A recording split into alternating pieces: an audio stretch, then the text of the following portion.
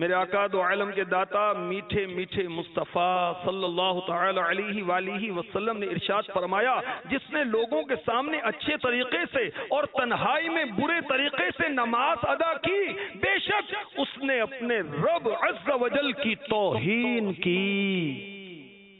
امام غزالی رحمۃ اللہ تعالی علیہ نے مثال دی کہ کوئی شخص سارا دن بادشاہ کے سامنے کھڑا رہے، جیسے خادموں کی عادت ہوتی، لیکن مقصود کیا ہے؟ مقصود بادشاہ کا قرب حاصل کرنا نہیں، بلکہ بادشاہ کی کسی کنیز کو دیکھنا ہے، تو یہ بادشاہ کی تعظیم نہیں کر رہا بلکہ بادشاہ کے ساتھ مذاق کر رہا ہے۔ اس سے زیادہ حقارت کیا ہوگی کہ کوئی شخص اللہ تعالی کی عبادت اس کے کمزور بندے کو دکھانے کے لیے کرے جو اس کو نہ نفع پہنچا سکتا ہے نہ نقصان پہنچا سکتا ہے۔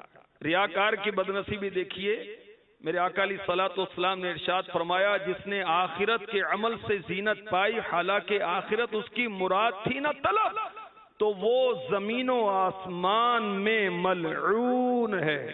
فرمایا، جس نے اللہ عز و جل کے ساتھ غیر خدا کے لیے دکھلاوا کیا، تحقیق وہ اللہ عز و جل کے ذمہ کرم سے بری ہو گیا۔